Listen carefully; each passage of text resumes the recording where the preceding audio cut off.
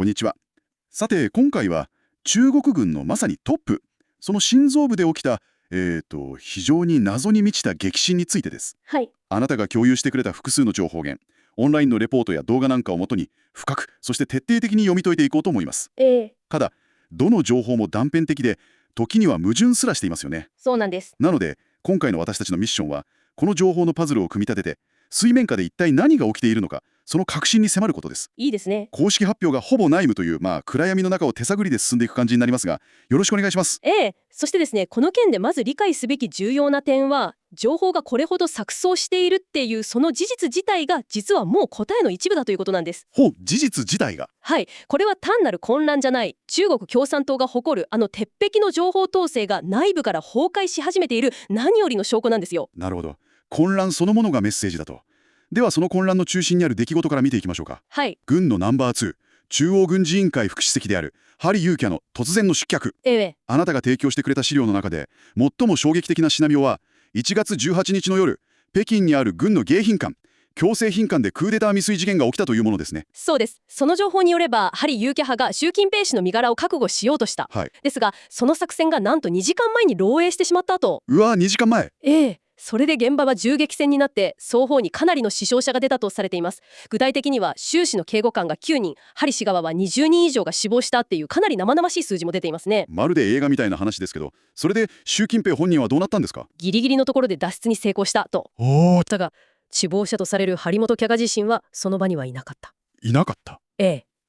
すでにもう逃亡している可能性があるというのがこの説のコツです。ちょっと待ってください。今、この説ではって言いましたよね。はい。ということは、あなたがチェックしてくれた他の資料だと、全く違うストーリーが語られているわけですか？まさに。そこがこの事件の本当に奇妙なところなんです。ほう。別のレポートだと、張本キャカは中央軍事委員会の本部ビル、通称八大道路での会議前にあっさりと身柄を拘束されたと。あっさりと。銃撃戦なんて影も形もない。ええ。さらにもっと突飛な説もあって、中央統校という幹部養成機関の休憩室にいたところを作業服姿の謎の武装集団に襲撃されたなんていうものまであるんですよ。作業服の武装集団。なんかもう特殊部隊じゃないですか。そうなんです。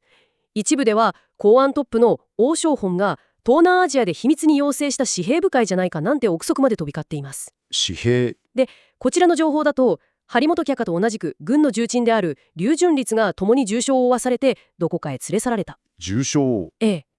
その後今は生死不明の状態だと。クーデターを仕掛けたはずが、逆に襲撃されて重傷を負って、話が180度違いますね。違いますよね。これはどちらかの派閥が自分たちに都合のいい物語を意図的にリークしているってことなんでしょうか。まさしく。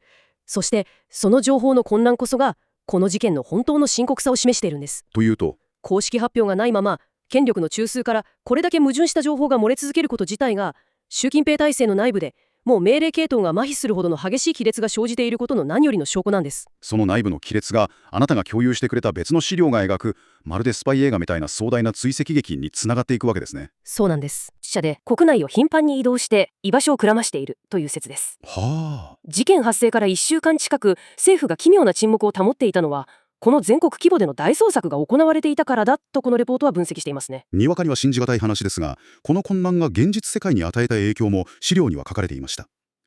例えば1月26日に軍事関連企業の株価が一斉に暴落した。ええ、資本は正直ですからね。市場が体制のこの異常な不安定さを敏感に察知した結果でしょう。なるほど。それに反容赦の国外逃亡を阻止するためなのか、中国と日本を結ぶ航空便が一時的に半数近く欠航になったという情報もあります。ああ、それも。ええ、これも偶然とはちょっと考えにくいですよね。そしてこの混乱は物理的な世界だけじゃないと。あなたが特に注目していたコードの内戦という部分。政府のウェブサイト上でも奇妙なことが起きていたんですよね。そうなんですよ。これは非常に興味深い現象です。国防部の公式サイトから反容赦のプロフィールが削除されたかと思えば、数時間後には国営の新華社通信のサイトで復活している。消えたり現れたり。ええ、こんなことが繰り返されたんです。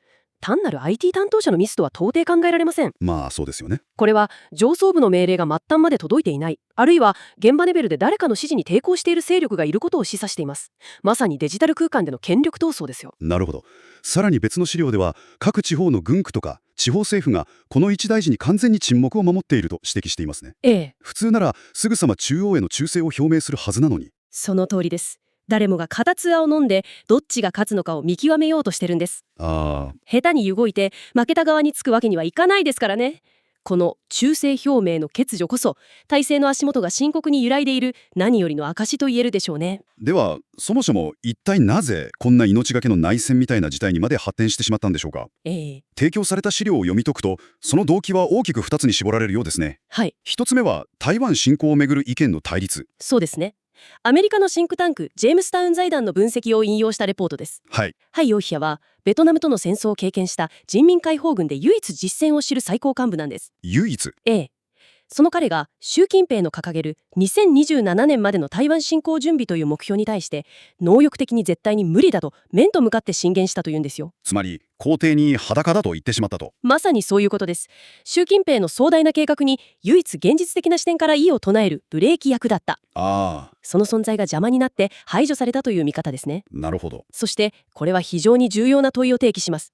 そのブレーキ役がいなくなったことで、じゃあ戦争のリスクは高まったのか、それとも下がったのか。ああ、そこですね。資料によって見方が真っ二つに分かれてるんです。というと。リスクが高まったと見る側は、当然ながらもう誰も習近平を止められないと。はい。周りをイエスマンで固めて現実を無視した無謀な軍事行動に突走る危険性が増したと警告しています。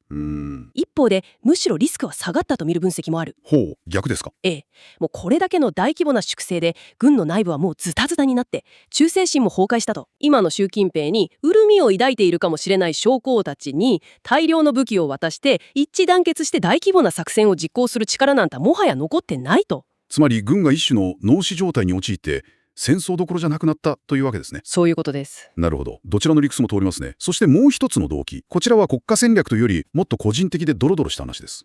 習近平が自分の息子に権力を継がせる予習を計画しているという衝撃的な説。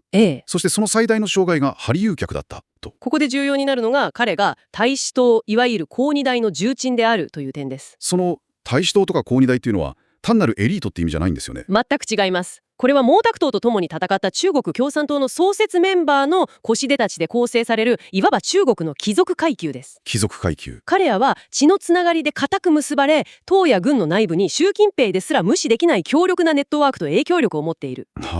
ハリ遊脚の父親も建国の功労者の一人です。その彼らが習近平個人の王朝づくり、つまり主権の天下のために党の天下が私物化されることに我慢ならなかった。なるほど。これが体制の根幹を揺るがす戦いの本質だとこの資料は指摘してるんです。つまりこれは単なる権力闘争じゃなくて革命の理念をめぐるイデオロギー闘争でもあると。そうです。この予習説が事実なら話の次元が全く変わってきます。これは毛沢東以降少なくとも表向きは維持されてきた集団指導体制を完全に破壊し、個人独裁から終身皇帝、さらには王朝へと中国を作り変えようとする試みです。国の形を変えようと。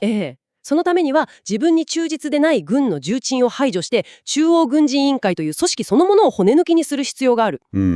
もはや軍が戦争に勝てるかどうかは二の次で、自分の一族に絶対的に忠実かどうかが唯一の判断基準になっているのかもしれないです。そう考えると、ある資料が指摘していた動乱という言葉の定義が非常に重く響いてきますね。中国共産党の政治的な文脈で動乱というと、天安門事件みたいに市民が起こすデモとか社会の混乱を思い浮かべますけど、本当の意味は違うと。そうなんです。本質的には党がコントロールを失った状態を指すんですよ。なるほど。つまり市民の抗議活動よりも軍の中枢で起きている今回の内部崩壊こそが体制にとっての真の動乱だということです。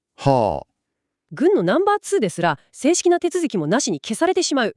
こんな状況ではもはや誰も自分が安全だとは思えません。それはそうですね。誰もが保身に走って責任ある決断を避けるようになる。先ほど出た脳死状態という言葉はまさにこの機能不全を表しています。その不安が SNS 上で北京に軍隊が進軍しているみたいな噂が広まる背景にあるわけですね。そうです。たとえそれが事実無根のデマであったとしても、多くの人々がそれを信じて拡散したがるということ自体が重要なんです。それは習近平の絶対的な権威が失墜して民衆がクーデターみたいな劇的な変化を心のどこかで望むほど不満と不信感を盛られていることの表れだと資料は分析しています。いやー、今回は一人の軍最高幹部の失脚という一つの点をきっかけに、あなたが提供してくれた様々な情報源の断片をつなぎ合わせてきました。クーデター未遂、壮大な追跡劇、そして体制の麻痺。なんかもう漫画鏡のように見る角度によって全く違う景色が広がっていましたね。事件の背景にある2つの大きな動機。台湾侵攻をめぐる対立と権力接収計画。これらは一見別々の問題に見えるかもしれない。はい。しかし、あなたが共有してくれた資料全体が示唆しているのは、両者の根は同じだということです。根は同じ？ええ。